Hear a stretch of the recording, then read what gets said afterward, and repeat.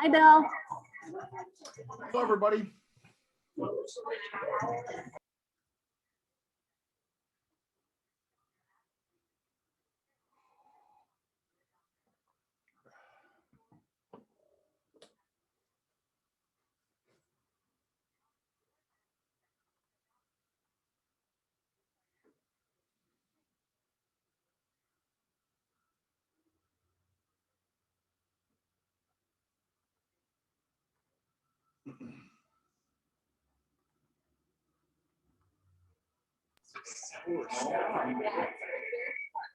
Yeah, I was just like, it's less than cold.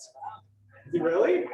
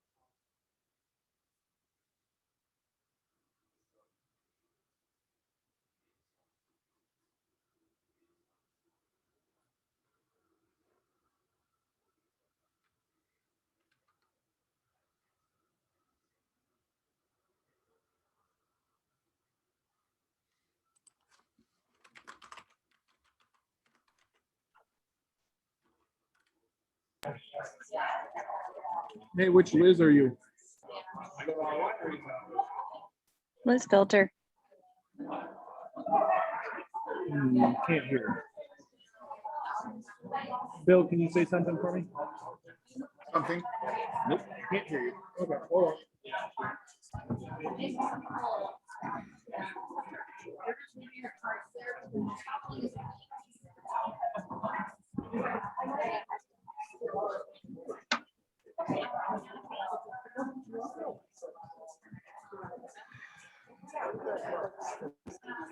Love the pin, How's it Brandon. going, Bill? Okay, that worked. Hi, Liz. Love the pin. Good looking pin. I'm gonna try and change my audio so we can try and hear. Excelente. Excelente. That's cool. If you ever want some more, I have a few more left. Only a few more though. The Are those the new ones or those these No. this year? No, the new ones you have to go and well, you have to either wait for Karen to give you one or you gotta go buy. Oh my God, sorry about that. There, look like I've got a little shouting going on. Yeah. You gotta wait for your governor to give it to you if you want to Russell Hampton about it. I normally will go out, Brandon. I'll go out and usually Brandon and buy like 10 of the magnet ones that just flip on and I put them on, you know. I know in your case you have 40 or 50 suits. I could cover it with 10 and we're good.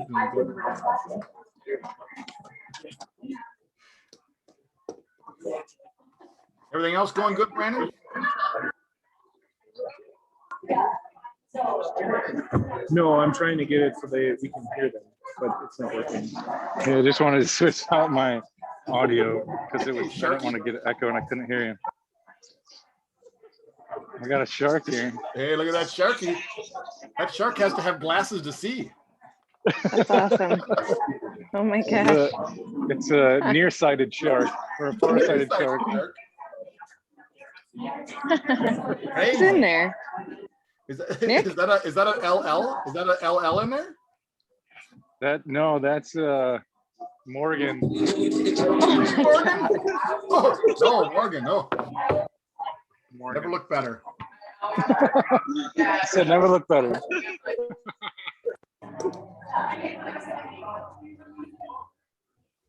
I'm trying to come up with synonyms tonight to describe Ben Bauer. Describe who? Ben Bauer. That's my scripting goal tonight. If I say that Laura Lee is indomitable, what would I say Ben Bauer is? Unconquerable, unbeatable, unassailable. I don't want to say impregnable. That would not be good. Invulnerable? Yes, No. Pullman. Unsurpassable. Indefatigable. Unshakable. Indefatigable. Unyielding. And you guys are on sound now, so we got that. Alright, so stop talking. How are you doing, Liz? And then did a short Good. How are you? How's your son-in-law? He's doing better. He's got a long way to go, but we've been watching him on Facebook. He's going to be, the doctors told him the other day that his face might be swollen for over a year. Oh my God. Yeah. Awful. What happens when you can't go through a metal detector? Got Yeah. more titanium in him than he does bone. Yeah. But he'll be, and he's, Alive. He'll be fine. He'll have some Frankenstein-y type of moments, but he's cognitively all there, and those are just scars. He can work around those. Yeah. But thanks for asking, Liz. Yeah. How traumatic for everybody, though. It does have a benefit, though, because I'm heading over this weekend for the conference. I'm staying in Madison for the entire week. And I learned my lesson. I will not be staying in any residence inn or something else because I don't want to be high all the time because the hotels reek of nothing but pot. Oh my gosh. I think it's in a lot of places, but the hotel room rates have come down so far because of COVID and because of the extra amounts of money that we've been handing out. Some people who live in substandard housing have just been going to hotels that have kitchens, and living there. Yeah. And so we stayed for 20 days in a residence inn, and I got pretty good. By the end, I could say, no, that was from Oregon. Yep, I'm pretty sure that was from Oregon. I could tell where the stuff was growing. I was getting pretty good at smelling. Jeepers. Yeah. No. I'll stay someplace else. We'll stay someplace Understandable. else. Yeah, but it was just a different world. Yeah. Liz squared. We have another one? Yes, we do. Oh, hey. Super Liz. Liz looks like she's drinking some apple cider. No? Haze. Oh, hazy. Yeah. Good stuff. Good stuff. I felt like it's a scripting night for me. So wine. I think I'll do my little. I'll channel my Blake and Kate's and drink some wine tonight. Yeah, I didn't drink all of my beers from our virtual tasting, so slowly making my way through them. I missed that one. That was one I didn't. I'm realizing right now that when you speak, a huge picture of your face shows up to everybody in that room over there. That bother you, Liz? No, just in case you were wondering. Okay, I'll go clean up a little bit. That's just. I think you are just fine. Grim or Bill talks a lot. We're just going to draw hair on top of his head and shut up, Josh. I like all the different angles I can see the room from. Yeah. Super interesting. Hey, Dustin. Yeah, we've got a whole bunch of cell phones. There's no shortage of technology here today. Hey, Dustin. I'm muted. Hello, there I am. How's it going, everyone? Wow, we look like we're live on set.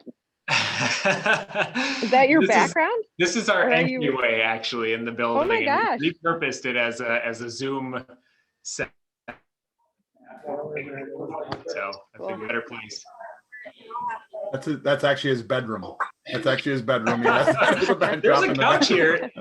Severe weather hits, Bill. This is where I'm staying. Nothing like Dustin gets up in the morning, stretches like this, pulls over the shirt and tie combination, does the top button, and no, I'm like Barney from How I Met Your Mother. These are my pajamas. Yeah. I miss that show. Nope. I just was making sure everything was running. Dustin, I need to reach back out to you about our gala. that poor event that keeps getting pushed around. Sorry, what? I missed you. I dropped out there for a minute. I said I need to get back in touch with you on our gala. I said that poor event gets pushed around Yeah. so much, but I'll connect with you. It's back on our radar, but not till the end of 2022. Okay. So we'll I'll be we'll see ready if when that you- works in. Okay, Yeah. it's a New Year's Eve event. So if you Cool. still feel like tying up your time, Yeah, no, I think that I mean, looking that far in advance, definitely, that'd be fun. yeah, we'll chat. Must be nice, Dickinson, to have hair to worry about. Yeah. Hi, hon. How you doing? I'm not talking to you, Pritchard. I'm talking to my daughter. I know where I rank there, Dickinson. I know Yeah, where I I know. rank. Yeah. Way down. Way Yeah. down. Getting ready to go.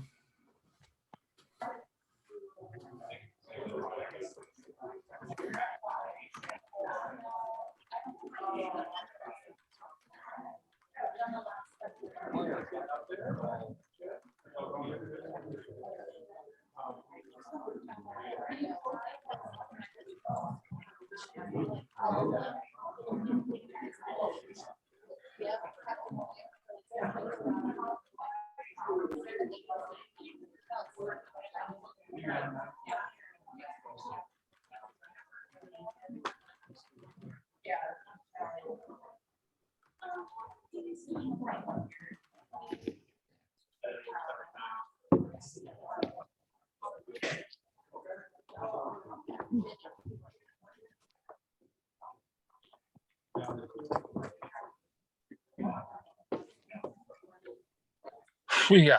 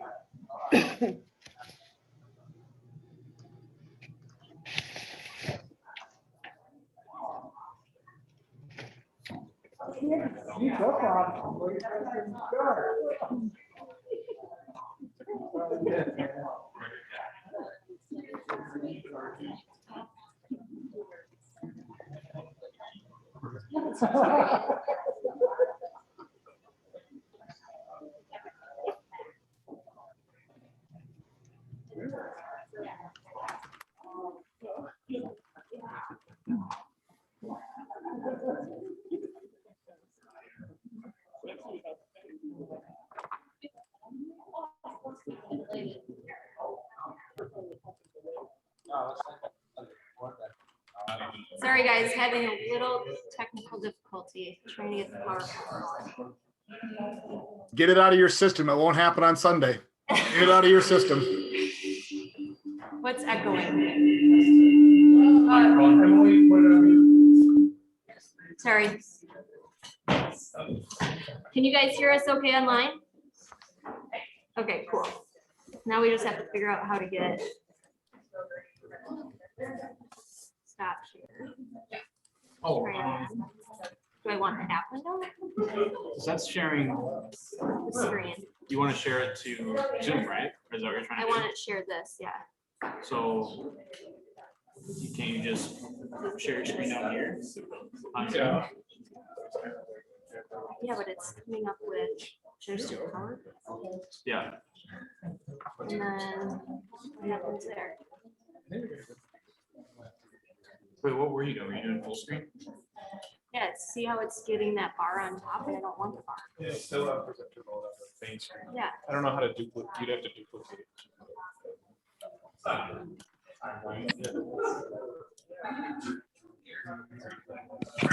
you have any idea how to get this? Let's try that.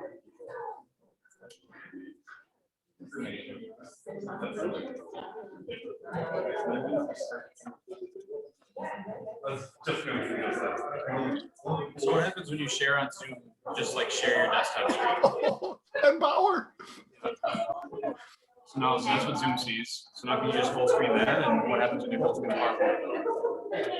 And I told everybody, if you can hear me, that I've been working all night on so change describe you at the conference. I missed that. You're working on what all night? I have to come up with a group of synonyms to describe you during the conference. Remember from the scripting? No, if I know what I'm calling Miss Lee, I don't know if I'm going to say unconquerable or unassailable or unsurpassable or untakeable or a stalwart or a stout-hearted or a plain-hearted or a raffish or a debonair. Unbearable? I don't know. Unbearable. Well, that would be me. That would be me. This sounds stupid, but have you tried just clicking present review to see what happens? Like if it shows up as present review on your laptop, but not anywhere else. You coming to take notes, Ben? Yeah. You just coming to take notes as an idea, or just to join the I was fun? invited. I'm just gonna enjoy the show. You know, but so can they see all those slides, or can you only see that because that's your phone? That's my phone. It's showing on the big screen. It is? Oh, is it?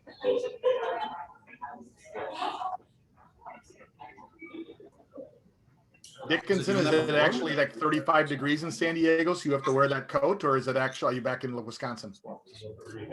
Are you talking to me, Bill? Okay, Mr. Dean Dickinson. We've been out shopping and just did happy hour at a Okay, but I place don't called the know. Pirate Cafe over in Old Town. I had a bowl of pozole, a couple of chilies relleno, big bowl of chips, and set. Oh, and a margarita. So Marissa, it's on mute. Or two or three. Yeah. We're down to 3 weeks. We leave 3 weeks from yesterday. So heading home. Oh, we'll look forward to seeing you. Things are really starting to open up out here. The Coyote Cafe was, I'd say they're probably at least 60% occupied. And it's a huge place. Old Town, everybody was out walking around. I can hear you. Give us a thumbs up online if you can hear us. Sharks don't have thumbs. All right. Okay, technology. Whew. All right. All right, you guys, we're 6 minutes past and it is 6:06. It's so great to see all of you. I can't believe this woman's here. This is our first meeting in person and hybrid since our Dark Lacrosse tour. So thank you for everybody that is here tonight. It's Shark Tank. It's an exciting night for Rotary After Hours because we get to decide what we're going to support for the next year. And the money raised at Ugly Sweater is going to go back into our community, which is super exciting. We have a lot of guests here with us tonight, and we will get to you in just a minute. But with tradition, if we could please stand. There isn't a flag, but I guess there is on a stage, and recite the Pledge of Allegiance. I pledge allegiance to the flag of the United States of America and to the republic for which it stands, one nation, under God, indivisible, with liberty and justice for all. I don't know if I'm gonna keep a straight face. We have a Shark resident mascot in the house tonight. So everybody that's online, thank you for joining us. If you have any issues with sound or technology, please message. Emily is on the back and she will alert us. I'm gonna give a disclaimer. We're gonna go over 7 o'clock tonight. We've got 5 really great projects that are gonna get pitched and I don't want to cut them short, but we're gonna bust through these announcements really quick. So with that, Brianna's gonna come up and welcome our guests and visitors.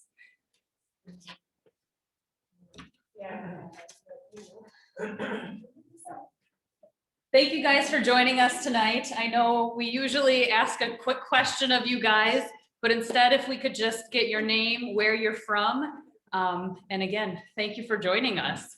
So since I don't have the list as to who is a visitor, if you guys would just stand up and announce yourself, please.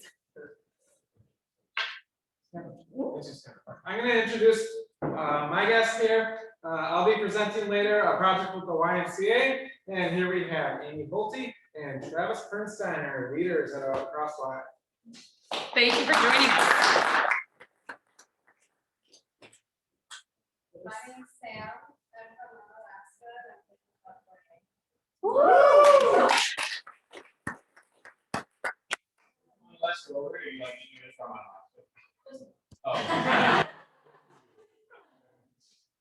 We have a visiting Rotarian, Jason.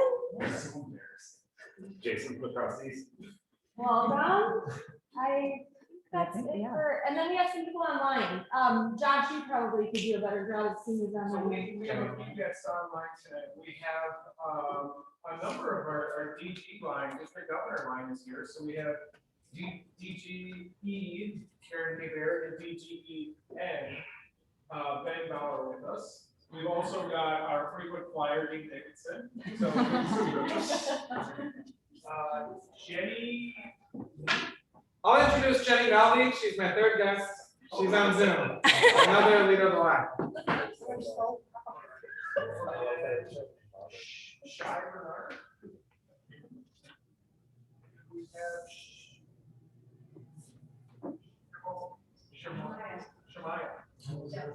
Shemaya as well online. So we've got quite a crew online. I have a feeling we might have one or two more join us, but back to you.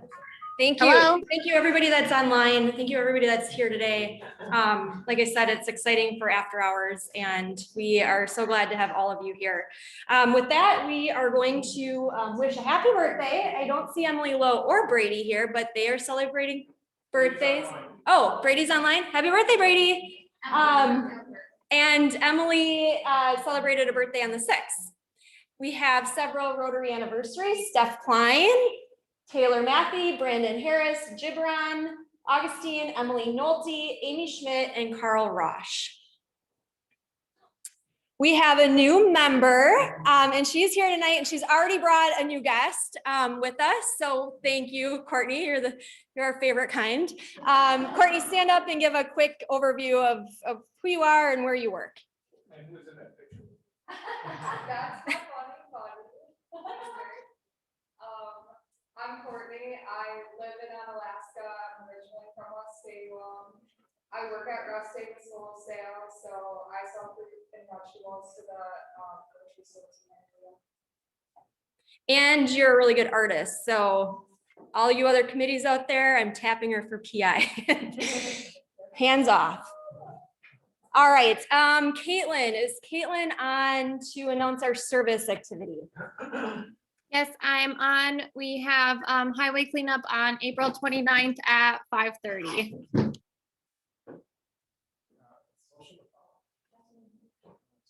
All right, and drinks, if anybody wants to come to Fox Hollow, clean up some garbage along our highway, and we'll get some appetizers and drinks after.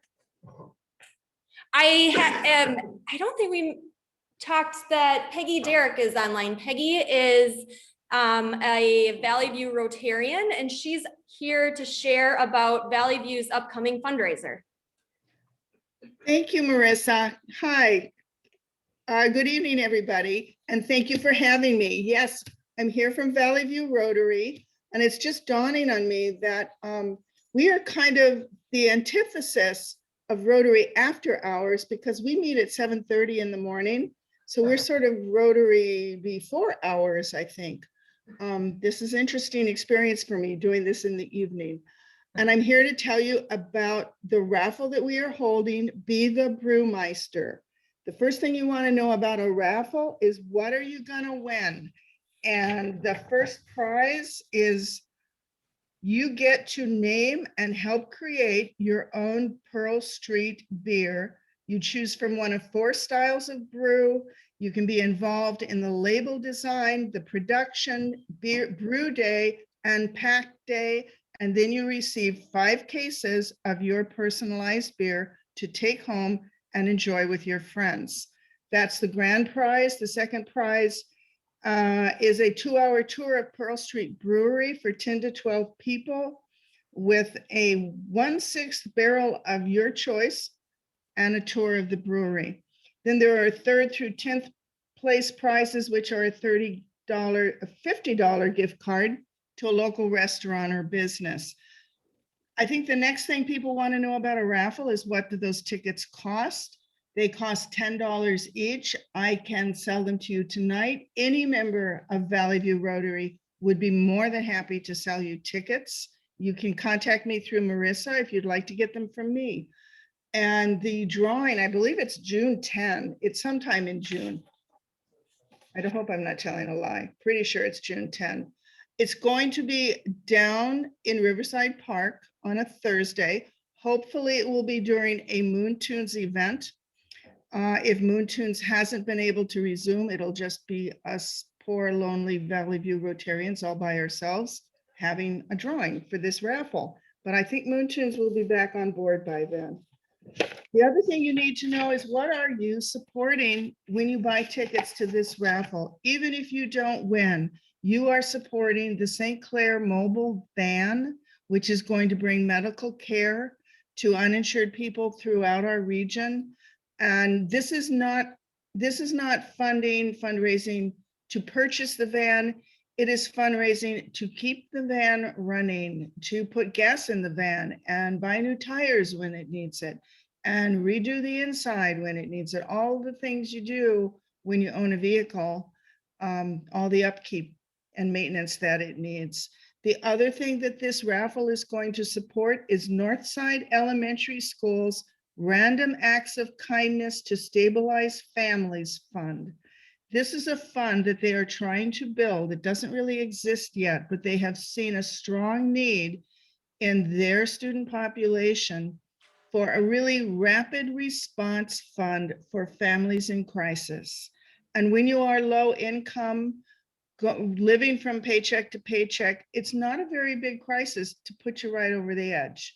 Their goal is to keep students in school, to keep these kinds of crises from affecting their students' stability and ability to attend school. So things like rent, a car breakdown, things of that nature, groceries, daycare. If your daycare falls through, you can't go to work, you have to stay home. Maybe your children don't get to school that day.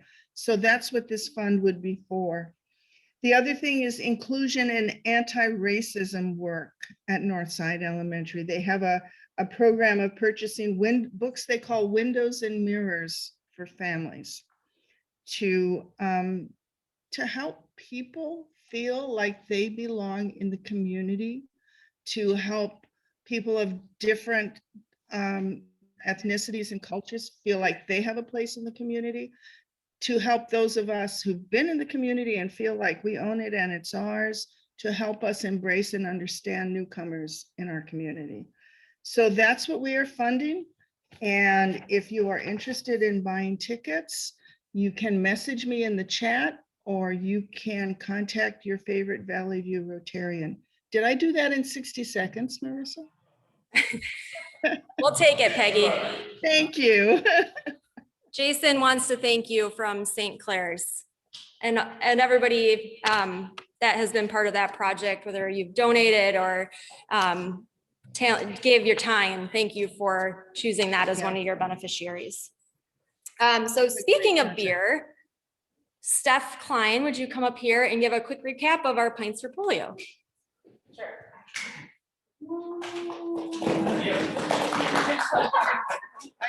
Like trip. Okay, so last week we held our 3rd annual beer tasting Pints for Polio at Pearl Street Brewery. Some of you all attended. We sampled different beers while James gave a great overview of the beers. We did some beer trivia. We had a great tour with Marty, who was really excited to talk about beer. And I think we raised what, $500 after all the donations came in. So that will go towards our Polio Plus goal for our club. So next year, hopefully we can do it in person. Otherwise, it was pretty fun, those who went. Yeah, I want to thank both Steph and James, because you guys just knocked it out of the park. For those of you that were there, it was super fun. Whether you're online or came in person, thank you for supporting that. Thank you for supporting Polio Plus. It's an important endeavor for Rotary. So with that, I want to recognize the Rotarian of the Month. And I want to recognize Steph as our Rotarian of the Month. Many of you know that Steph is our programs and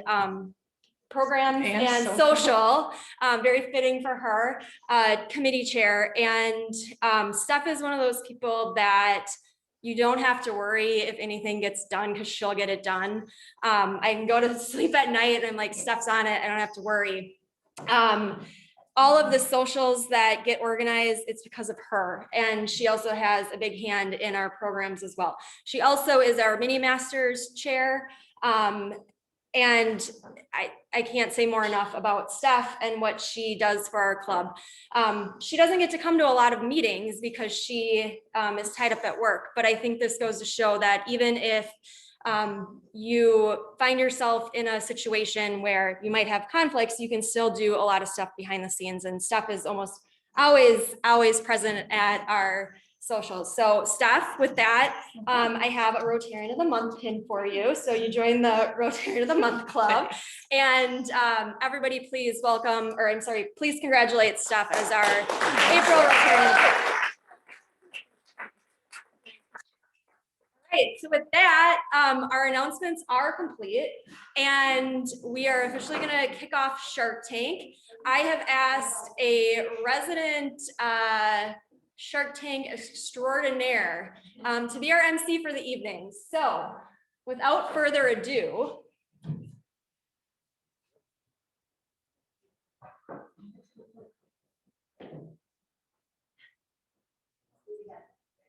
hold on.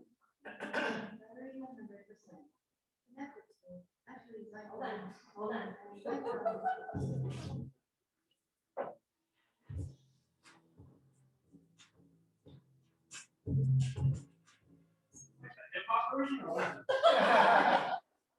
right, whatever. I'm just gonna walk up here.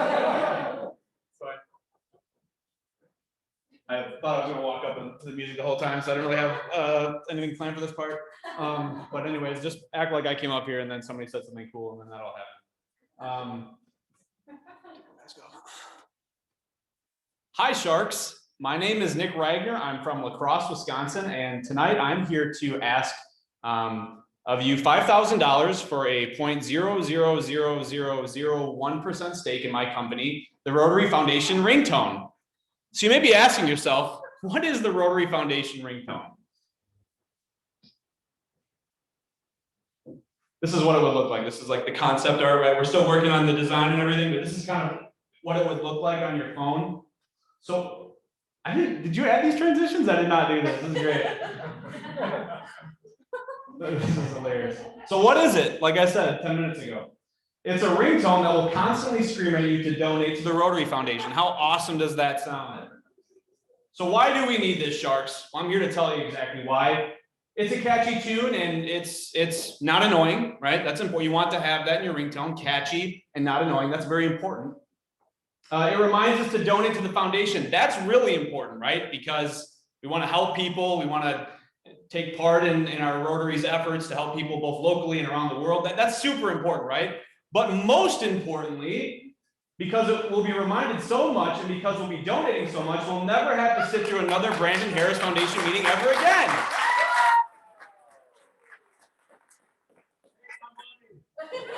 So you're kind of wondering, like, I just want to give you like some more concept art, right? So let's say, I don't know, this weird hippie's calling me, and on my phone, I'll be getting this ringtone, right? Donate to the Rotary Foundation, donate to the Rotary Foundation, donate to the Rotary, right? It's perfect. And actually, I just for this meeting, I created a demo just so all you Sharks can hear it. So if I can have one of you Sharks, does any of you Sharks, do any of you have a cell phone? I don't know, does anybody have a cell phone here? Oh, yes, you over there. Yes, perfect. Totally random and not even, I'm gonna ask you to call me again because I wasn't ready for the demonstration, but call me, please. Can you hear it? I don't know. It kind of worked there, but it's an awesome project. I spent like way too much time on that for the reaction that I got. So, but it is what it is. So Sharks, I'm here to ask you, will you buy into my Rotary Foundation ringtone idea? Yes. No. Oh, okay, Mark. Mark's kind of strict, right? Doesn't really help basketball at all. It's not very sportsy. I get that. Lori, what about you? It's not working. What are we doing here? Josh, you're sabotaging me. What are you doing touching things on the computer, my dude?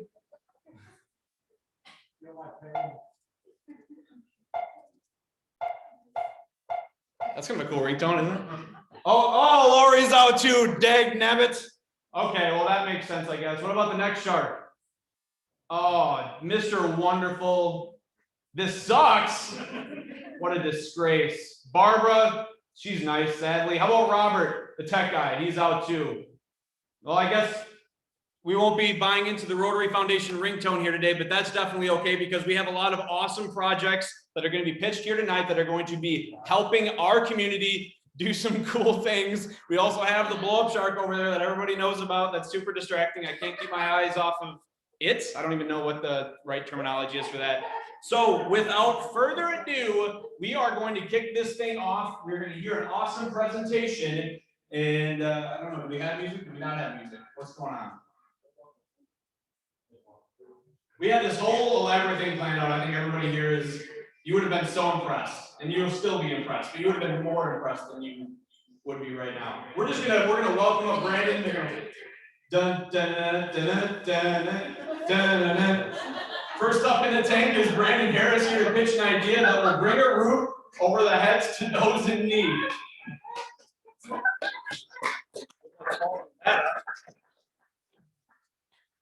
Wow, thank you so much for that introduction.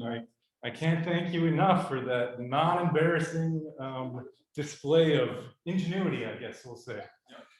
All right, well, on to the lighthearted topic of homelessness after all that fun. So I'm here to talk about, and where's the clicker? Is it?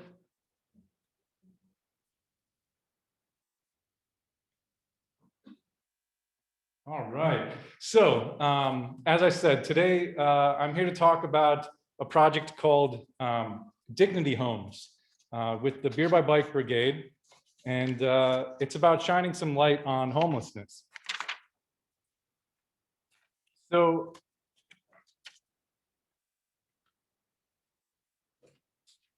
the Dignity Homes Lacrosse Facebook page states, advocate for a reasonable fix, provide innovative solutions, challenge the norm, be experimental, collaborate with others, invest in the possibilities, let's do more together. Dignity Homes is a project launched by the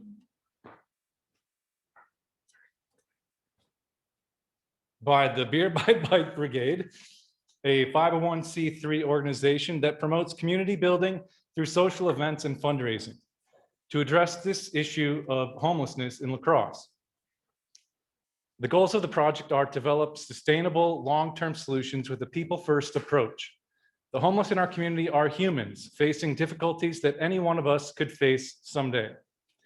The services proposed by this project could be what turns someone's life around from a downward spiral to the pursuit of happiness.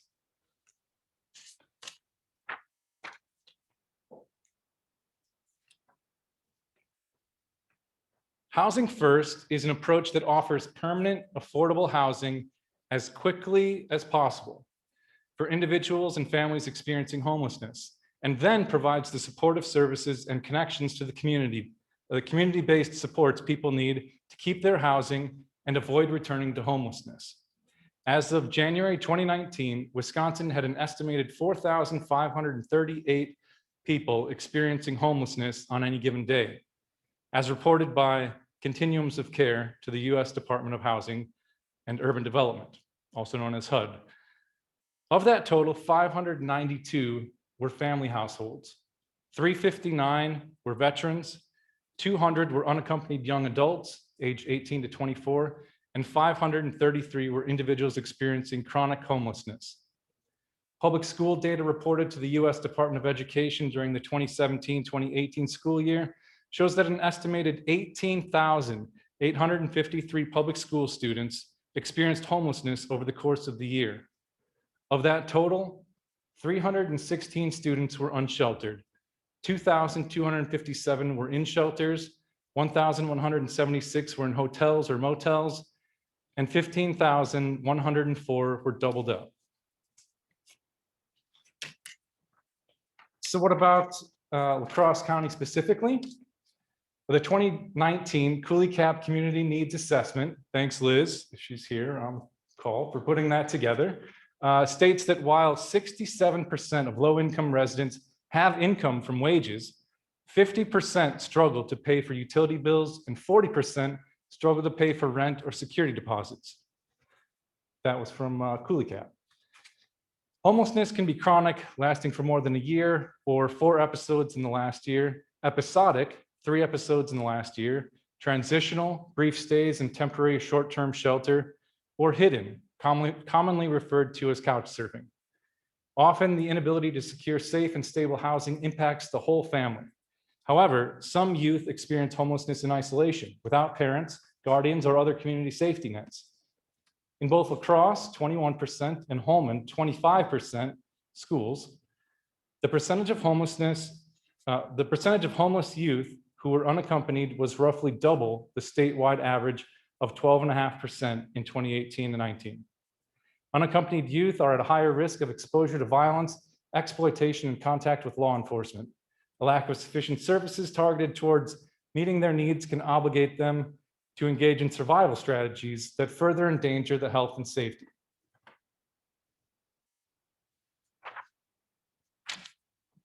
The Dignity Homes project will be built on a city lot, accessible to public transit. Beer by Bike Grid is currently seeking community partners with experience in housing services, but is also prepared to take on the challenge independently. The project committee includes members with experience in this field.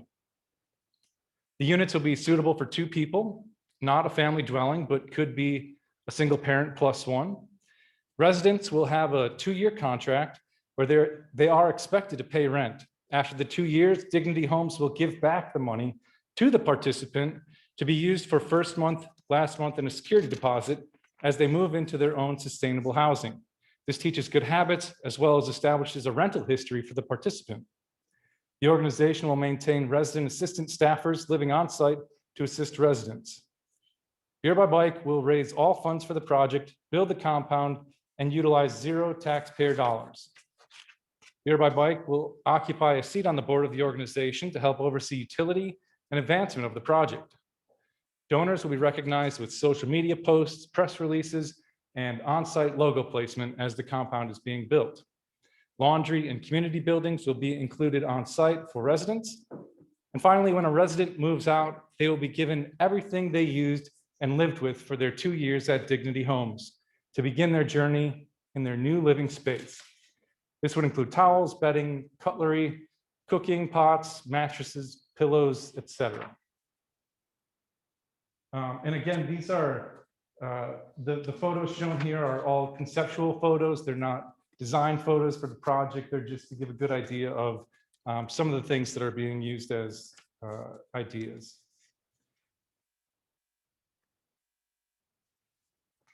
The buildings will be designed with efficiency in mind and will be outfitted with solar panels by local solar energy company Olson Solar Energy. And this is where we come in. I propose we use the Shark Tank prize with the district grant match to invest $10,000 in the sustainable energy needs of the Dignity Homes project. The solar panels will be a critical piece of infrastructure for the compound that will provide renewable electricity for each unit as well as the shared spaces. This will contribute significantly to lowering the ongoing operational costs associated with the organization. In addition to the solar panels, RA would have opportunities to volunteer through any project we can dream up: gardening, food events, community outreach, or even movie nights. That's it.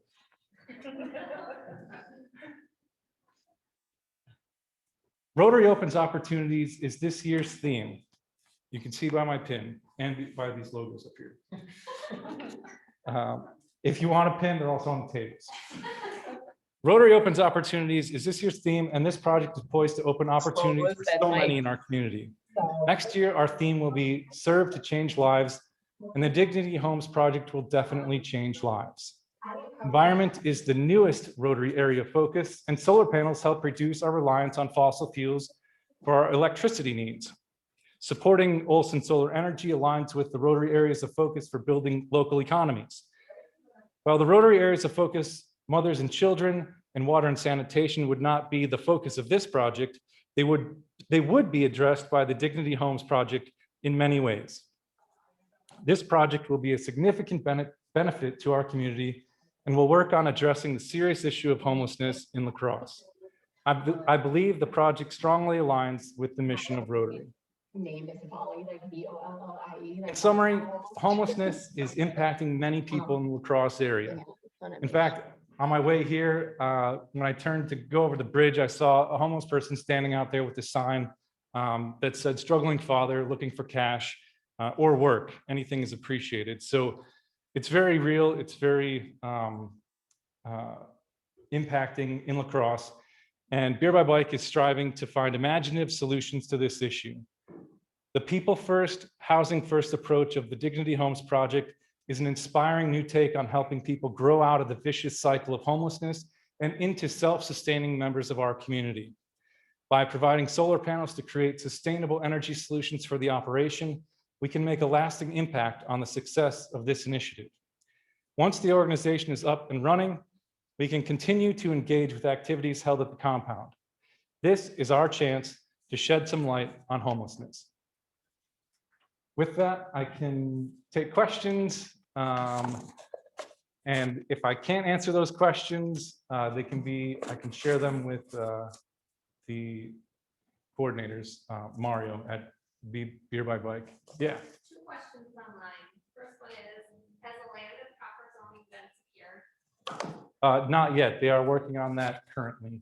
And then the second question is this Can you repeat the questions when you're asking them, please, Brandon? Because we can only hear you. So I'll repeat the first question was, has the land and zoning aspect been taken care of? And they are currently working with the city on that and the county. So they have been asked to go to, I think, the next county board meeting, and they're working with the city on that. So they're confident that that will work out, but it hasn't been secured at this point.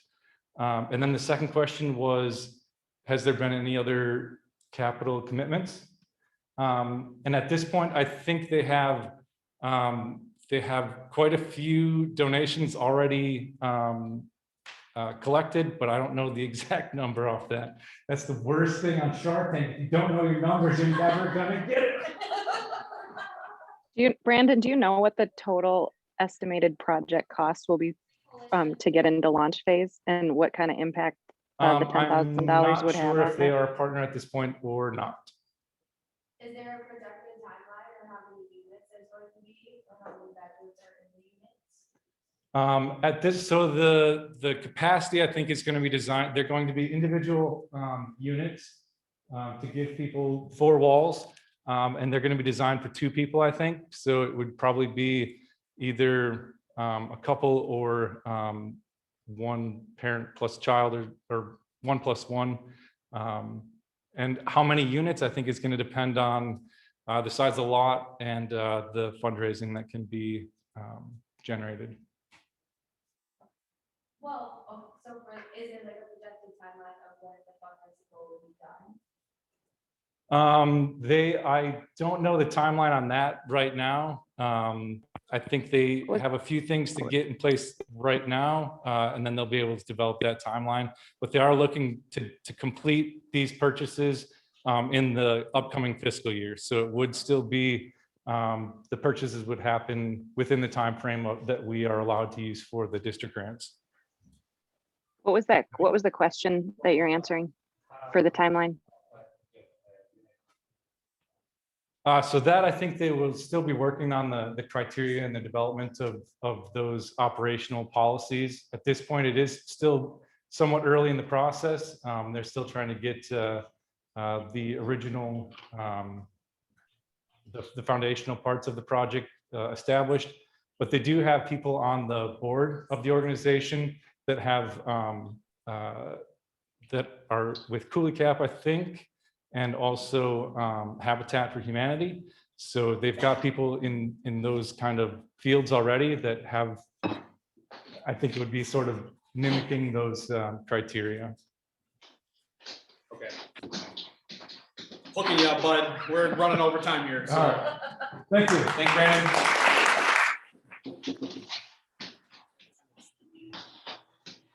Got the music going. Nice. That bass. You want to redo yours? No. You sure? Next up in the tank is Mandy Noggle, here to pitch an idea to get the cameras rolling and connect families with the littlest human beings. How cool is, is that pretty cool? Like on me? Right? Yeah, that's pretty sweet. Yeah.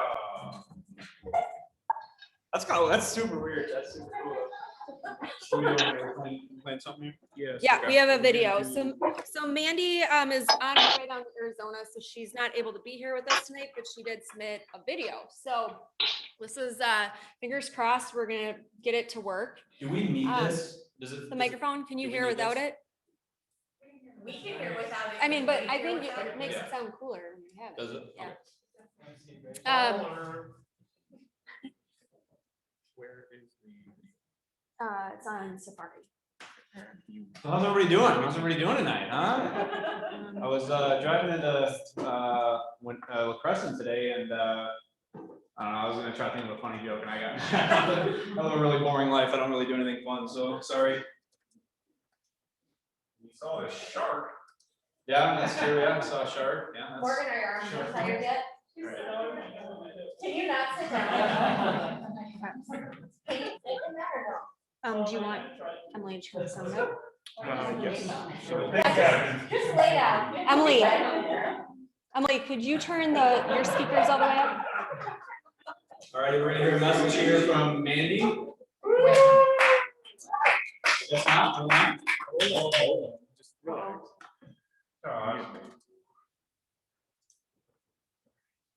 Is it good on screen? Yeah. It's on. That's not.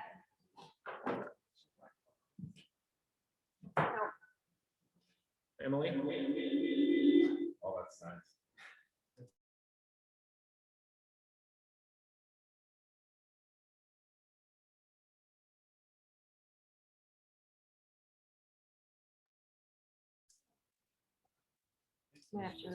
The NICU, which is the Neonatal Intensive Care Unit, came to our foundation.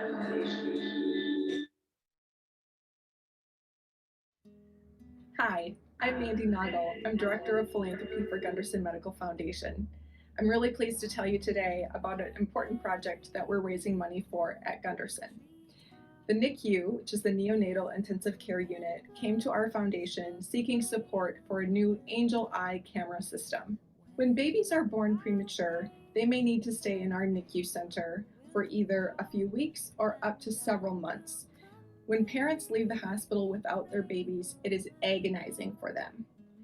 An Angel Eye camera system will allow us to provide 18 camera systems for every NICU bed in our hospital. This will allow parents to have 24/7 access to see their child in live stream at any time. We're seeking your support to be able to provide the comfort of being together when families cannot physically be together. The Angel Eyes camera system will cost $110,000. We are seeking multiple partnerships to be able to provide the funding to meet this need.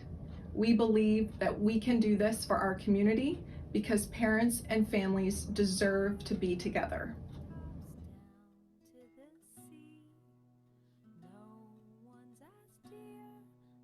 Please join us and partner today to help us make the Angel Eyes camera system possible for every parent who has a child in the NICU.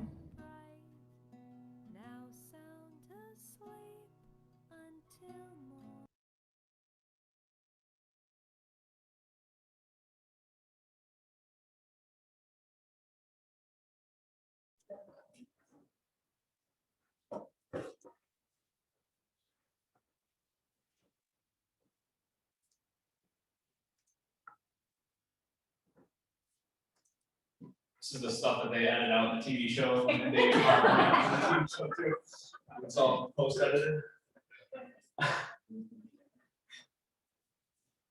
All right. So I think we're moving on now, or is there more details that we want to share for Mandy? Yeah, here, sorry. Probably don't need to click. Huh? Okay, so Mandy can't be here because she's going just to take that from me. So Mandy can't be here, so I'm just gonna read through some of these things just to, now they're back. So why Angel Eyes? So we heard Mandy kind of pitch those NICU cameras again, 18 cameras. One of the Rotary International's areas of focus, child and maternal health, available to a diverse range of community members. So, obviously a lot of the folks like Gunderson Health System does serve. Broad and meaningful, again, kind of following a lot of the Rotary, a lot of the things that are important to Rotary. Could also obviously end up helping some of our RON members because we're a part of this community. I assume there are some people in this audience that use Gunderson services. And the sHARk tank funding, again, as she had mentioned, would help ensure that that would be possible. So again, just kind of a big overall summary. Again, what I should mention, I think some of you probably already know this, a lot of this stuff's going to be recorded. So after you leave, you'll be able to review the presentations, right? And you'll be able to read through some of this stuff and get a better idea of what it is that everybody's pitching in case maybe, we're having a sip of beer or something, or weren't paying attention when something important might have been said. But again, that camera system allowing for the 24/7 live streaming, it looks like on average, clicking through stuff here, desktop 1, parents log in 5 times a day, average 3.5 minutes per visit. As some of us are parents here, some of us aren't, but you can imagine how important that probably is. Important for the mothers, important for the families with twins. Again, just another phenomenal project following Brandon's awesome projects that's being pitched here. I can't move forward. What do I do with this stuff? Okay, now go. Okay. So frequently asked questions, because Mandy can't be here to answer those questions. So we will hopefully answer some of the ones that you maybe do have. Will you be able to guarantee the project is met by the required timeline? Their response, we are confident they will meet those specifications. Asking others to contribute, we already heard this. They are asking others to be a part of this project. They're also, looks like they're considering asking Downtown Rotary to consider this project as well. We heard the $110,000 total cost, and that $10,000 grant would help cover 3 camera systems, so $3,300 each, seeking to install again that total of 18. So that is Mandy's presentation. Let's, I don't know if maybe they'll be able to, we're just jumping right into it. Okay, here we go. Let's do it. Next up in the tank is Laura Lee and Stephanie Doyle here to trot us. Oh yeah, through a project to up the horsepower for horse sets. Do you have a clicker? Yeah. That's weird. I can't see my face on that. It's all right. Okay, hi everyone. I'm Laura Lee. Stephanie is on the Zoom call, so she is participating while driving. So she's being extra safe and not paying attention to the meeting, but also paying attention to the meeting while driving. So we're here tonight to talk to you about HorseSense and how RA can help HorseSense in some initiatives that they have to increase their programming, increase their ridership, and increase their impact on our community. So just to give you a little bit of background about HorseSense, it's been around for a really long time, founded in 1989 as HorseSense for Special Riders. It's dedicated to enriching the lives of individuals who may or may not have a physical disability. They have expanded their programming over the last couple of years to not only help those with physical disabilities, but also outreach to those who are experiencing mental disabilities or just struggles in their life. So they do create a positive environment for learning. They improve physical health, emphasize the capabilities of each rider, and instill a sense of accomplishment and control. So in 2015, they moved to a 40-acre farm on the top of 10 Mile Hill. That farm was generously donated to HorseSense. I think they paid $1 for their location. Previous to them moving to that location, they had been kind of renting out stables, renting out locations, kind of moving their operations around from different riding locations in the area. But with the help of a generous donor in our area, they were able to establish a permanent physical location that is incredibly beautiful. Stephanie and I were up there with Josh the other night. And even though it was kind of cold and windy, it was just really, really pretty. And it's a really, really nice facility for them to be at. They do work with a wide variety of participants, again, both physical and mental challenges that these riders and participants are experiencing. Over the last couple of years, they've really seen a huge growth in their veterans program. A lot of the struggles with PTSD and just a lot of issues that veterans are experiencing after they have come out of either physical combat or just their time in service have come to light. So this therapeutic riding program is a huge asset to them working through those struggles. And one of the big items that they have found is actually with COVID over the last couple of months, people who are feeling a lot of loneliness, a lot of struggles with feeling isolated over the last couple of months to the last year are really looking for a way to get out and to re-enter the regular world. You'll notice on the original side, we have Horse Sense. It's no longer Horse Sense for special riders. They did rebrand in 2019 to remove the special riders. The reason for that was just to expand their participant base. They wanted to make sure that anybody who was participating didn't feel like they were participating for a specific reason, and it just allowed them to really open up the doors and open up their opportunities for additional riders and additional participants. One of the reasons that I picked and this program for my personal idea was a lot of Rotarians have been involved with Horse Sense over the years. If you've been in the club for a long time, you know Maggie McDonald. She was the former director of Horse Sense that has now transitioned over to Sammy Hall. Dave Knutson was a volunteer at Horse Sense very, very regularly.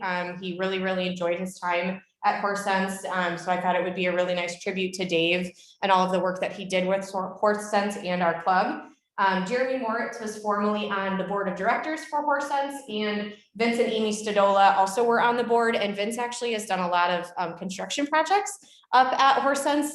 If you know Vince, I don't think I would have pegged him as a construction guy, but the stables looked very nice that he built. So he and I built a fence together. Oh, did you? Oh yeah. Okay, Lucas and Vince built a fence together. Mostly my skills are and then currently they are getting an EA grant that can be used for their administration purposes. A lot of their grant money is specific to different operational areas. So they do like to use the grants to take care of administrative purposes. Some of the other funding requests that they have, such as the one that I'm pitching tonight, they're looking for specific activities so that they can peg those for specific items that need improvements at their facility. So here's the fun stuff about Horse Sense. So I put the cats on there because I just thought it was really funny how they name their cats. They name their cats in the place in which they find the cats. So those cats are named basement, attic, and cellar. And they just hang around. They help out with the mouse population up at Horse Sense. And they're just another therapeutic piece of the experience at Horse Sense. They were all about trying to get any sort of petting that they could possibly get. One of them was hanging out in the tack room, just kind of chilling on all the leather saddles. So that was nice. And then the two horses that you see here, I think this one down on the bottom is Elsa. Yes, they dressed Elsa up for a Frozen themed event. So again, making sure that they're kind of pitching activities to their participants. The other horse, I was trying to figure out, I think it's Blue, I'm not 100% sure, but they do have 7 horses. They have Blue, Bud, Tito, Kit, Elsa, Pop-Tart, and Willie. They are actually testing out a new horse, and Josh can vouch for this. This new horse was ginormous. Bud is their current biggest horse, and I feel like Lilybell, the new one, is even bigger. One of the interesting facts about Horse Sense is that they tend to use fjords, which is apparently this one. I know nothing about horses. Stephanie would have been able to do a better job at this part, but fjords are shorter to the ground and a little bit easier to mount for those people who may have a physical disability. So it's a little bit easier for them to get their riders onto those horses.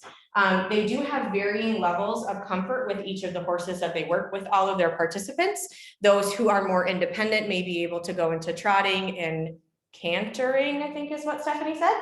And again, I don't know much about horses, but the other key thing is that you don't have to know a whole lot about horses in order to be up there and to help out. So those are just some fun facts about the animals that they have. They do have, like I said, 7 current horses that are in the works and possibly adding an 8th once Lilybell passes all of the patients testing. Okay, so COVID impacts. COVID has been a huge factor to HorseSense over the last year. They have lost about $50,000 in program revenue because they had to shut down during the pandemic. Obviously, if you're social distancing and you have people with physical disabilities who cannot physically get up and down on a horse, that's going to impact your ability to interact with those participants. So they did have to shut down during their normal lessons, and that lost them $50,000 in revenue.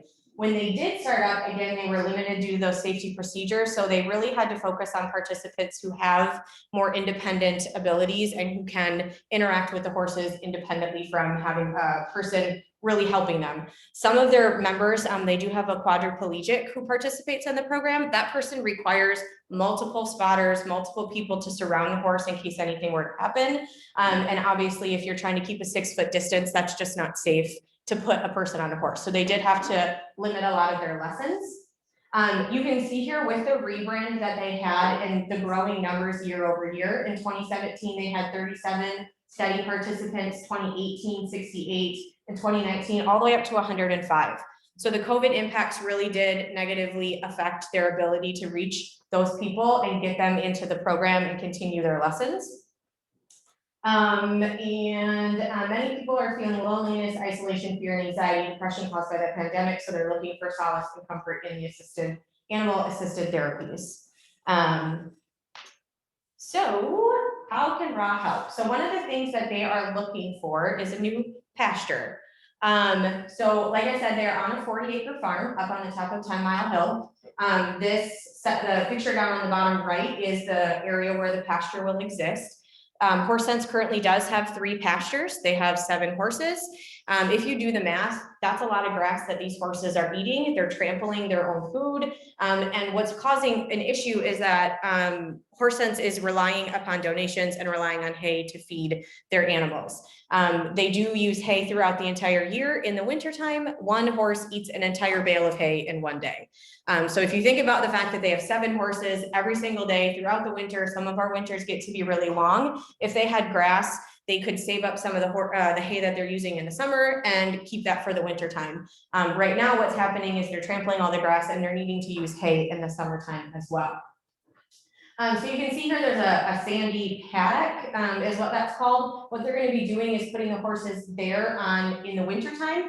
That'll help make sure that the other paddocks that they have available to the horses, again, don't get all muddy and trampled and gross, so that way the grass actually does grow. The more horses walk on it, the less grass grows. It's just a never-ending cycle. So the pasture would be broken into 3 sections, again, so that they can rotate the horses from each pasture, continue the grass to grow, and continue the less reliance on hay, more reliance on grass. And then they'd like to have the pasture done this fall. The total cost of the pasture is $30,000. There is fencing, there's plumbing, and there's electrical that need to be put into place in order for them to make sure that they have everything that they need in this pastured area. So basically adding this additional pasture would introduce rotational grazing of grass instead of hay. It reduces the reliance on purchased hay, because if they can't get the hay donated, HorseSense then has to take programming funding to purchase the hay. And then it adds the ability to add more horses, which equals more riders, which equals more impact on the community. So how can RAW help outside of giving them $10,000 and helping them purchase a pasture? So right now their wait list is completely full. They have no ability to take on additional riders because they don't have enough volunteers. They very much relied on college students to help out. They have a very, very solid volunteer group while college was in session, However, being that most of our local universities don't have as many people in the actual classrooms right now, their volunteer areas have dropped significantly. So one of the big opportunities is volunteering during lessons. They teach you everything you need to know. I was very much assured that I needed to know nothing about horses in order to help out with this. I just needed to walk in a circle. Turns out I can do that. Lots of volunteers for the college students, and then also manual labor. This is obviously not the fun thing, but horses require work. There's tacking, there's cleaning out stables, there's all sorts of different stuff up at the farm that they can help out with. So Stephanie and I were talking to Sammy about it while we were there. We can definitely organize group activities, but really the independent volunteering is where they're really focusing and looking for assistance at this point in time. So this is Tito.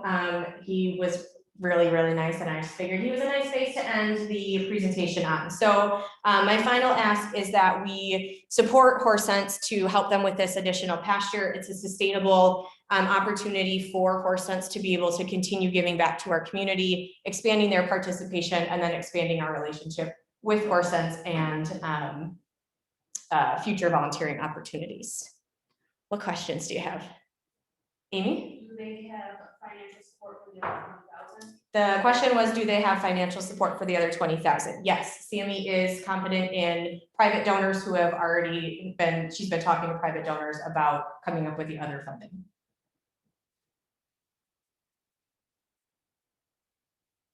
Well, that was easy. Are there any questions online? All right. I just want. That's it. Thanks, everyone. Can you guys hear me? 70. Steph, we can hear you. Into it. Oh, I just wanted to say, this is a really kind of. Next on the tank is Dustin Lukey pitching a project on how we can drive change and help restore hope. It's a really good summary. Sorry, Steph. That's a great summary. I think Stephanie had something she wanted to say about the last one while I fix the lighting here for a minute. So Stephanie, go ahead. So Dustin Just is with us add on not to here, Laura's but really good through presentation. Zoom. So we are going to get him up and ready to go. I don't know if they I'll put can it in hear the you in the room. chat. Steph, I don't know if they can hear you in the room. Yeah. Phil, hold on. So Like just when we figure out a virtual meeting setup, and now it's like virtual and not virtual, so like it's a whole new wrench in things. Okay. I was just joking. Stephanie, do you have something to say for 30 seconds? It's not super important. Ooh, that sounded weird. Not super important. I just wanted to kind of underline one last point that this is a really unique opportunity to get involved with Horse Sense at kind of a pivotal moment in their evolution. They're kind of a small organization right now, but they're on the precipice of really being able to kind of explode in their ability to help the community as demand increases and increases. So this is a really important time for them, and I think that we can have a really big impact kind of regardless of whether or not we're able to provide this fund. So even if it's just volunteering, I'm glad that you guys got an opportunity to find out about this awesome organization. So. Okay. All right, awesome. Thank you for sharing, Steph. So Dustin, you're going to talk through the camera. Just let us know when you're ready to move to the next slide. Yes, will do. Can everybody hear me okay down there? Maybe the left shark can give a little dance if you can hear me okay. Great. Thank you. Thank you all, Sharks, for being with us tonight. I am honored to be presenting on behalf of Hope Restores, which came to me through kind of a chance connection through LinkedIn, of all things. Tashira Jackson reached out to me for a connection. Through that, we got to messaging, we got to talking. So a chance conversation and some listening brought about this presentation, which we can go to the next slide. Hope Restores is a local group that's dedicated to helping bridge the gap between what Shai told me are the great services in the lacrosse community that are already provided, that are already in place, with a community that is sometimes underserved. Cultural differences in the Black community can lead people to not being able to connect with some of those services as good as they could. So Hope Restores Shai and her partner Shemaya Curtis, who she was in the meeting a little bit earlier, you might have noticed, but they got together last November, recognizing this need, this gap here, and decided to start a nonprofit that can work to bridge that gap. So they're aimed at uplifting, empowering, restoring the African American community through education, preservation, and advocacy. And they look at this as a way to help lift our entire community. So that's a little bit behind Hope Restores. You can check out more about their mission over at their website, hoperestoreswi.org. We can go to the next slide to take a look at some of the goals that they have. Now, provide cultural sensitivity training. That's something that they're already working on. They're working to increase home ownership in the African American community locally. They're looking to put cultural liaisons in area schools and create policies that protect from racism, both direct and passive, as well as long-term goals of opening a sober living house for African American men, opening a wellness house for women who are suffering from addiction and mental health issues, and opening a community center for teens for entertainment, life skill building, mentorship, connection, just something, give them a safe place to go and be with each other, be with people who are like them and feel empowered in this community. When it comes to some of the services they already provide, on the next slide, they've got a great location. I had a chance to stop by the other day at 231 Copeland Avenue, just over the viaduct as you're heading into La Crosse, heading south there. And they've got some community partnerships already working to bridge that gap. They're looking to set up diversity training workshops to eliminate some of those racial barriers for workplaces. And Shai can kind of fill us in on more on that, but I just want to go to the next slide and just give the brief overview too of some of the other things they have. They've got a support group, Brothers Battling Barriers. That's a group for men. Women of Melanin, a wellness group for women to get together. And then Black student leaders have an office where they can work together and share their ideas and find support for those ideas as well. They've also got a drop-in daycare, which you'll find on the next slide there, as well as a giving cabinet that has essentials, hygiene supplies, and cleaning items, as well as some non-perishable food items that anybody can, if they're in need. They're looking to defer kind of to the food pantries for more of that overview, or for more of that long-term food supply. But as far as cleaning supplies, essentials, things like that, they've got that on hand, and the basics. And I believe Shai is with us to be able to maybe flesh out some of these things. Shai, tell us a little bit, how did this all get started? Hi, thank you so much for that great introduction, Dustin.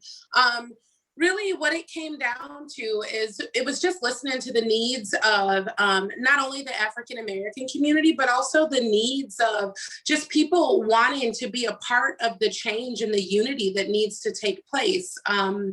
Me and Maya, we saw the opportunity to make change, and so we stepped up to the occasion. So it's more than just being a African American resource center. It's also about creating that unity that's so much needed in our community.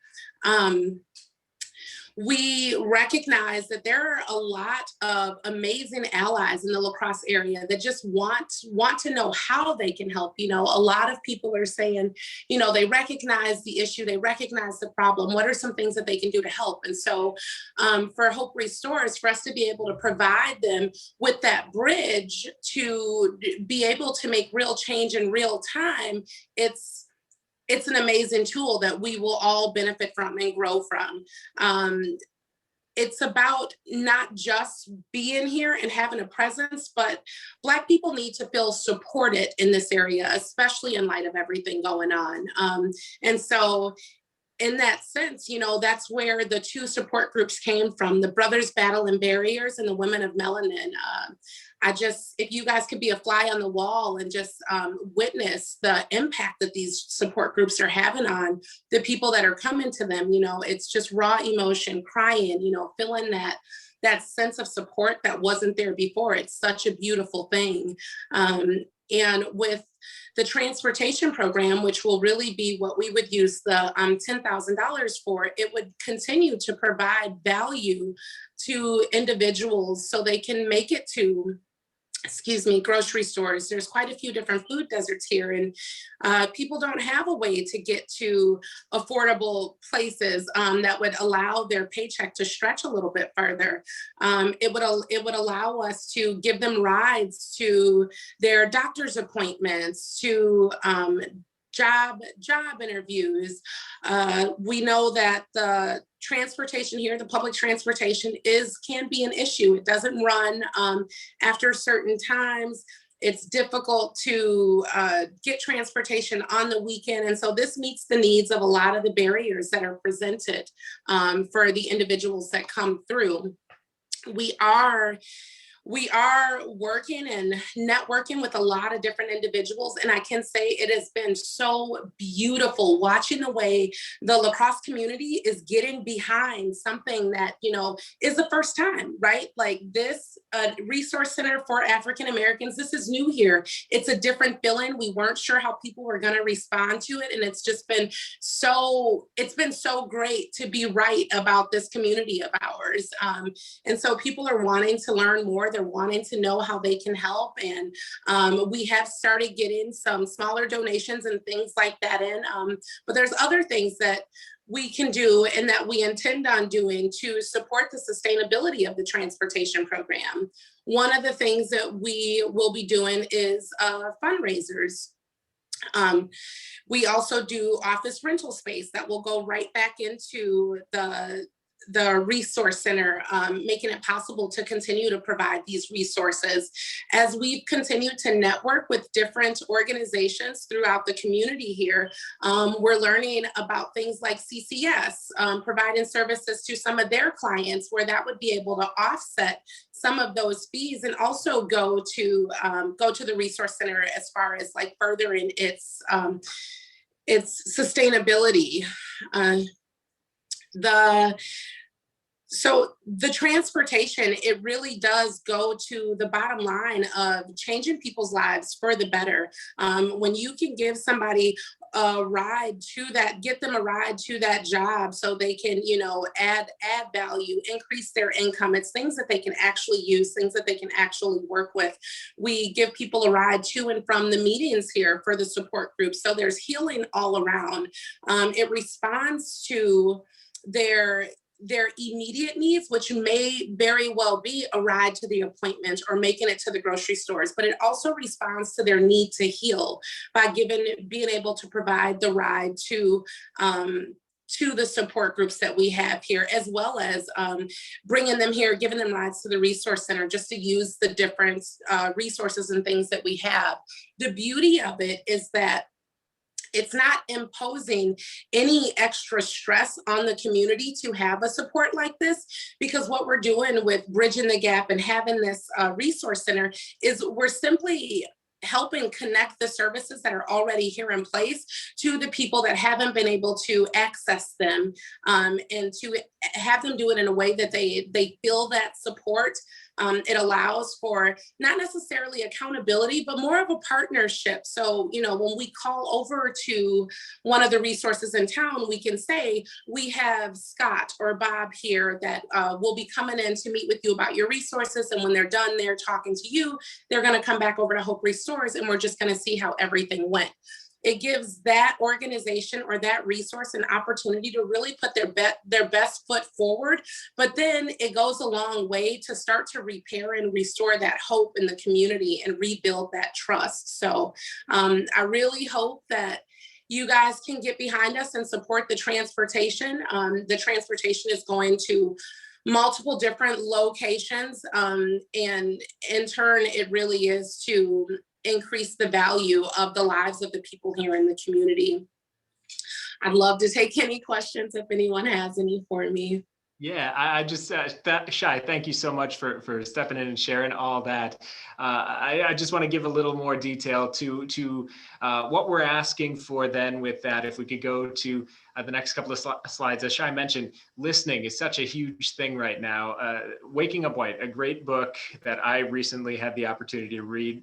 Debbie Irving says in it, quote, "I've heard it said that conversations are the way human beings think together. That helps me as I embolden myself to take part in listening to truths that I wish did not exist, but we can be a part of listening to that.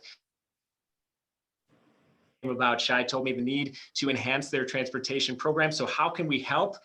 We want to use the $10,000 from the Ugly Sweater 5K and the district matching grant to purchase a transportation option, a passenger van with both the Hope Restores and Rotary logos. I had the Hope Restores logo on there, but I don't know what happened to it in the slideshow.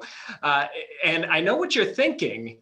If we go to the next slide, didn't we see something like this before? And the answer, of course, is yes. We helped out the Good Fight Community Center last year. So to my point, that's something that we know is a project that is both sustainable, done within the time frame given, that helps open up more opportunities. As Shai mentioned, people can get involved with Hope Restores. I'm thinking of possibilities of a hygiene drive, to get some of those essential supplies, or a toy donation to help fill out their daycare a little more. Anything that we can do to help build that partnership and bridge that gap. So if we can continue to move on to the next slide there. This also increases the visibility of both RA and Hope Restores in our community, showing that we're here, we're listening, we're doing the work that needs to be done with the groups with which we want to partner. So yes, Shai and I are both here to answer any questions, and to keep in mind, you must never be fearful about is right. I love this quote Shai shared with me. They have a number of great quotes around their building. You should go check it out. Thank you both. So I think we just have a minute or two for like one or two quick questions. So Amy, quick question.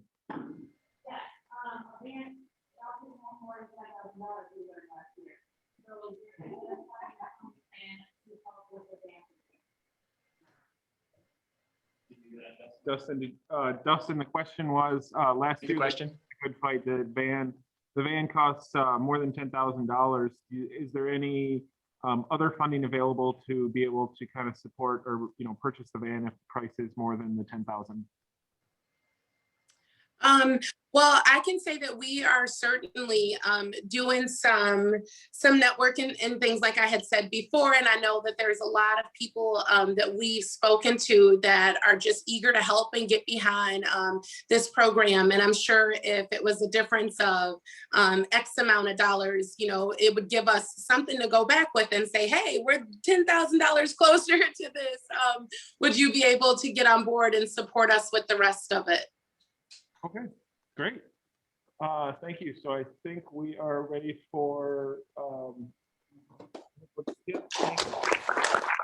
Thank you all. Thank you.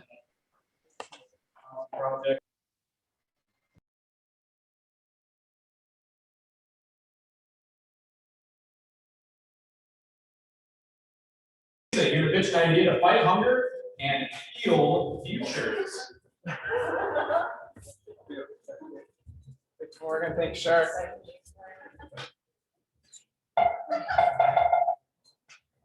Does this pick me up too? Yeah. Go ahead. No.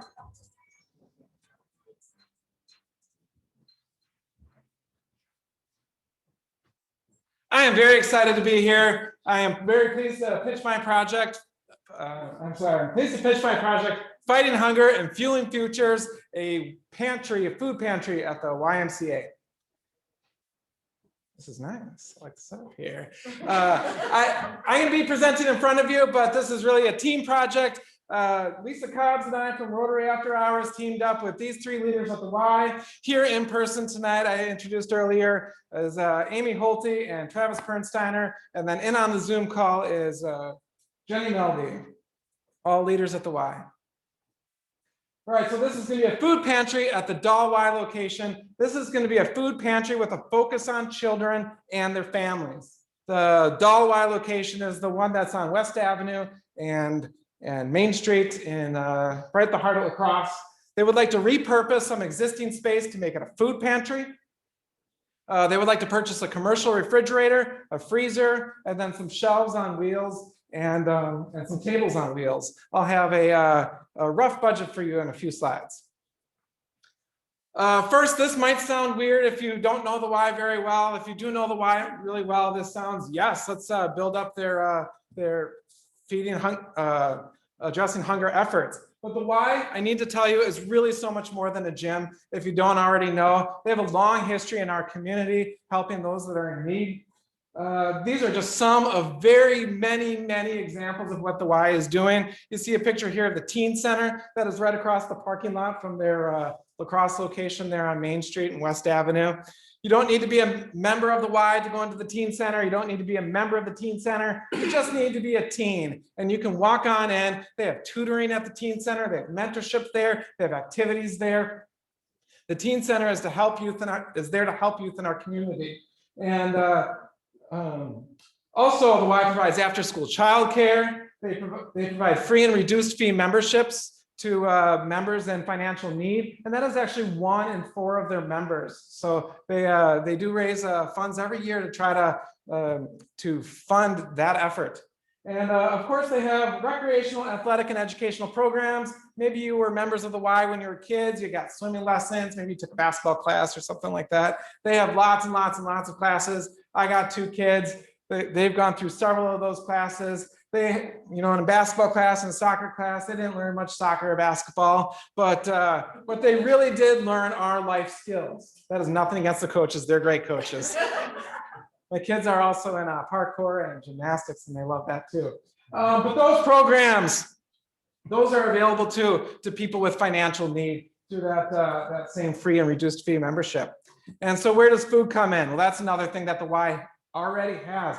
This is what we're already doing. The current food youth program. Right now they are delivering, they provide 700 meals per day and 182,000 meals per year to children. This happens through the summer food program. So many kids depend on that school lunch during the school year just to meet their nutritional needs. And when school's out for the summer, so many kids don't have that nutritional resource anymore. And that the YMCA steps up and they provide that there.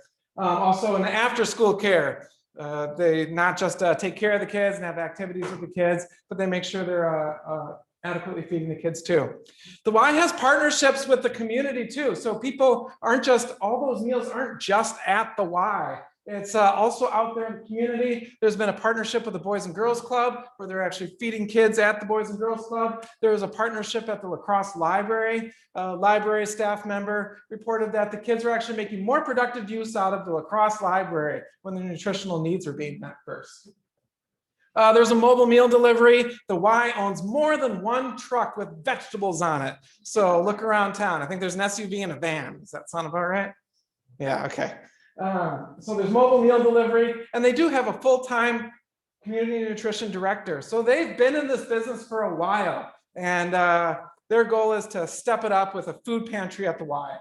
So the goals for the food pantry, the goals of the Rotary's investments in the Y would be to double capacity. They expect to need to deliver about 300,000 meals or more per year. They would also like to reach the rest of the family. They see on a daily basis elementary school aged children, but they don't see their infant brothers or sisters. They don't see very often their parents or their older teenage brothers and sisters, or maybe seniors, grandparents living in their homes.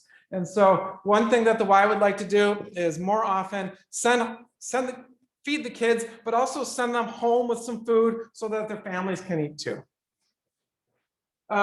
Finally, they'd like to provide more 5-part meals. One thing that they do is provide a lot of snacks. They'd like to replace more of those with 5-part meals. That's a fruit, a vegetable, a protein source, a drink, and a grain. Here's a rough grant budget here. You can see the commercial refrigerator and freezer cost about $3,000 each. You can see the quantities of the shelving units and tables that they like to purchase. Altogether, it comes just under $10,000. And the Y needs our support and the district grant support to make this happen. Like so many nonprofit organizations, they've seen big losses in revenue during the COVID-19 pandemic. They've lost 10,000 members. Now, most of those are dues paying members. That was a big loss in revenue.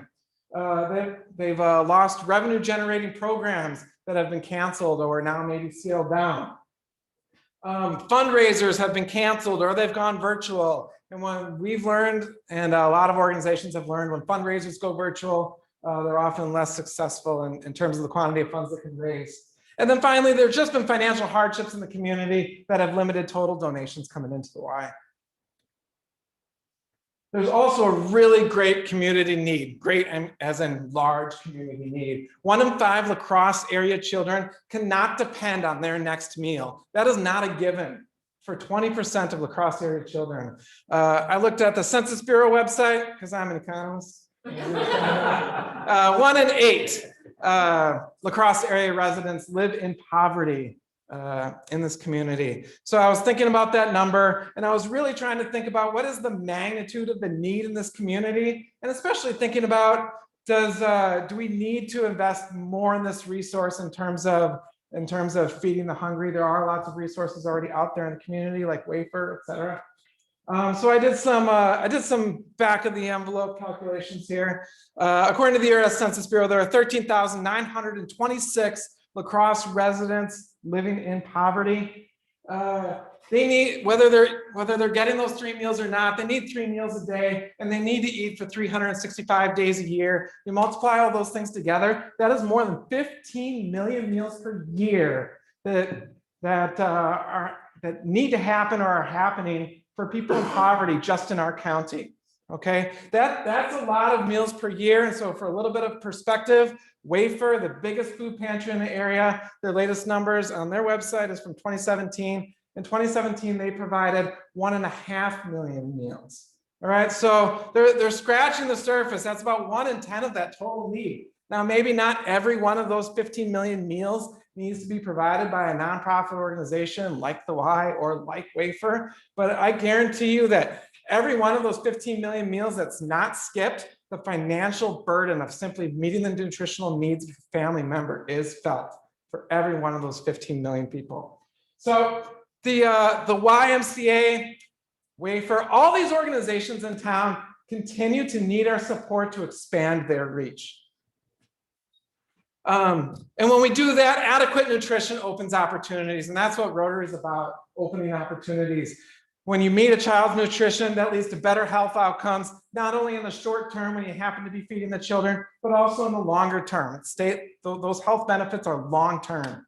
Similarly, it leads to better educational and better health outcomes. There is research in the economics literature that when young children, so infants and toddlers, when infants and toddlers their nutritional needs are met, they perform better academically in elementary school and middle school. All right, and then they perform better academically in high school, and then eventually this ultimately leads to better adult economic outcomes. All right, and it stops the cycle of malnutrition in future generations or generation after generation through that same family.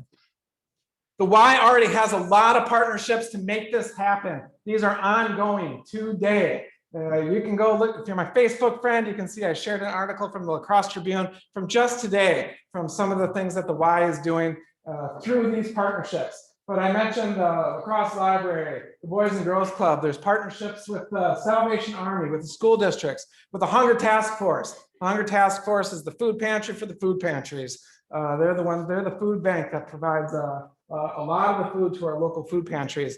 So these relationships are already ongoing. This investment in the YMCA can be sustained through these ongoing relationships and also through the great network of volunteers that the Y has to do this program. And that's why I think this is an exciting future partnership for Rotary After Hours. There are a lot of volunteer activities that we can do to support this project, to sustain this project. You see a picture of us here outside of Wafer from just maybe 1 or 2 months ago. This is in our wheelhouse. This is an exciting project. And if there's one thing that Rotary After Hours and the Y has in common, this is a Venn diagram, if you remember from your math days. The one thing we have in common is that we're all in the business of opening opportunities. It's Rotary's slogan, but they've been in this business, in this community for a long time too. And I'm excited for the potential opportunity to partner with them. Question, please. Okay, how many energy drinks did you have today? Holy cow. You're just Zero. on the ball. That's straight passion. That's why I didn't want the microphone. It's too dynamic. No questions. Steph. Did you say where they'll have the pantry? It will be like. Yeah, it'll be at the one. Like in the main floor or like, you know what I mean? Like in the. Maybe one of my guests can answer some of the specifics. Like how easy accessible is it? Yeah, so we are looking at a few different options. Do you want to come up here, maybe answer, because the microphone's right here. This is Amy Holte, Development Director at the YMCA, and she's privileged to be here. Yes, I am. So we are looking at a couple different locations. We do have space over at our teen center. So we have teens that frequent that space, but then anyone could go over there and access that food pantry. We're also looking at, we have, I would say, an underutilized primetime center area that's right off the main floor lobby that we would like to repurpose or also use for space for the food pantry. And I think that's what's great about the Y is we already bring thousands of people in our door from all backgrounds. It's a place they're comfortable and they already feel safe. And so while they're there, if they're in need of food, right, they can just swing right on in, grab that on their way out. And just on the location, let me just add, this will be on location, but it's also out there in the community, which is what they're already doing. So if they can store more food, they can get more out there. And I gave you some examples where they're at schools or at the Boys and Girls Club, etc. So it's meeting the community where they already are and addressing their needs in a non-stigmatized way. All right, well, thank you very much, everybody.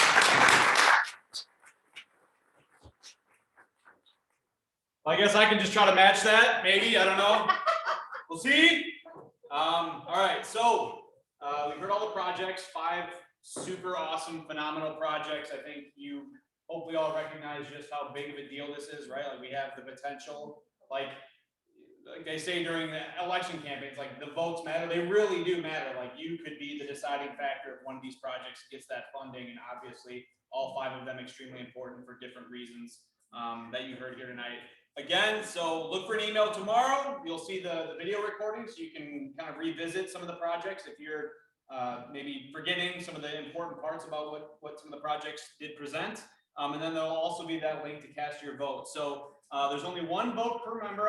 What's the deadline, Marissa?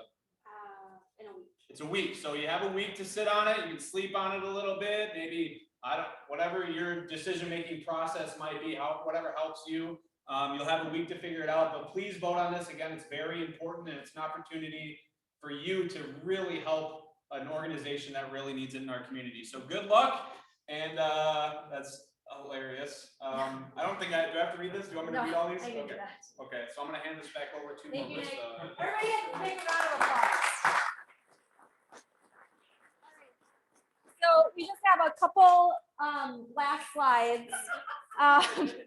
We will also include the email addresses for all of our project pictures. So if you have follow-up questions, you have their contact information. You can reach out to them. Thank you, sHARk Morgan. So there is so much that went into this evening. I hope you guys had fun, but there's so many thanks that need to be given. First, to our project pitchers, Brandon, Dustin, Laura, Steph, James, Lisa, Mandy. Josh has a card. Do you want to say anything, Josh? No, I just thank you guys for going out and searching out projects. Yeah. So before you guys leave, all the presenters who are here tonight, let's get a picture with the sHARk too. Yeah, that'd be great. We appreciate each of you going out and seeking a project. And so we have a card for you and you will each be gifted 100 Paul Harris Fellow points that will be transferred in your account. So look for that to come. Nick, our MC, thank you for bringing your comedy tonight. Emily in the back of the room helping with our technology. Morgan, our resident sHARk. Madeline is the queen of the La Crescent Event Center. She made this possible for us, so thank you, Madeline. It was our goal to have this meeting in person and virtually, so thank you for all that you did to be here. If you have a kiddo at home, take one of the shark balloons for them. If there's cupcakes left, take one of the shark. Yeah, there's one that Sharky floated up, but take the balloons. I don't want them at home. Yeah, take a cupcake. Yep. That's a great plan. And then Josh is our district foundation chair. He's our foundation committee chair for after hours. And Shark Tank was the brainchild of Josh last year. So this is our second year doing this. Last year we had 3 projects pitched. This year we had 5. It's really exciting to see the impact that we can make on the community. And then for everybody, especially Josh running around with the technology, we have multiple cameras going and we are learning. One time soon we'll get it down pat, but it's challenging. And so thank you for bearing with us. And to all of you that are here in person, it means a lot that you showed up and supported our project pitchers and the nonprofit organizations that are going to be benefiting from this. So thank you, thank you, thank you. Let's give everybody a final round of applause.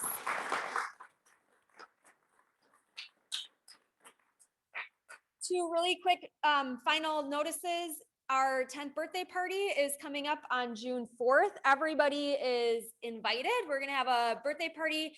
It's tentatively planned to be here in the La Crescent Event Center. There'll be an outside, there's a nice patio area. We're gonna have a chicken queue. As all of you here can attest, it's quite a big room, so we'll have plenty of space. So save the date, June 4th, our 10th birthday party. We're gonna celebrate all that we've accomplished in the last decade. Lastly, our next meeting, April 27th, is canceled. All of you should go sign up for a district conference session or 2. It's the week before. You'll see Bill Pritchard, he's our district governor. This is his hurrah. So let's support Bill. Let's take over district conference. Everybody should sign up. There's some great sessions. You'll see Laura online. You'll see Josh online. Support them. Sign up for district conference. Next meeting is canceled so you can attend conference the week before. And with that, if we can all rise and we will recite the 4-way test. If you need it, it's on the screen. Otherwise, our banner. You guys, we've got the home of the district governor banner. Finally, we get to hang it up. Bill, it's hanging for you. It's been a long time coming because we haven't been able to hang it this year. So that's for you, Bill. So in all the things we think, say, or do, is it the truth? Is it fair to all concerned? Will it build goodwill and better friendships? Will it be beneficial to all concerned? And will it be fun? Woo! So thank you everybody for coming. We are officially adjourned.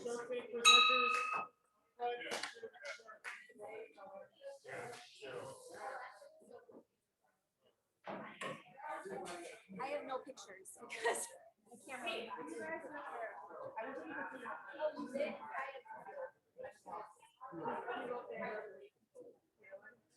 Okay, why don't we go in front of the shark?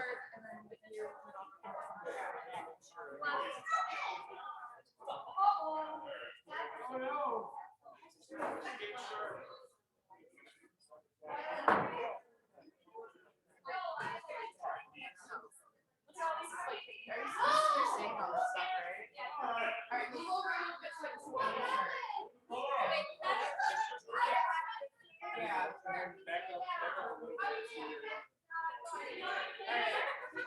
Okay, ready? All right. 1, 2, 3. One more. Okay, good. Thanks, Doc. I was like, I can't take pictures. Can you do one? Can you go back to my slide and send me a picture of that? Because I know someone's making it. Tell her thank you for everything.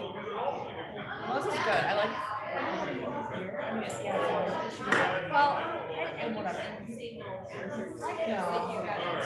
And you can talk longer, whatever. Like, this is a nice spot, you know? Yeah, this is where I worked this so well. I just want to take a picture of that.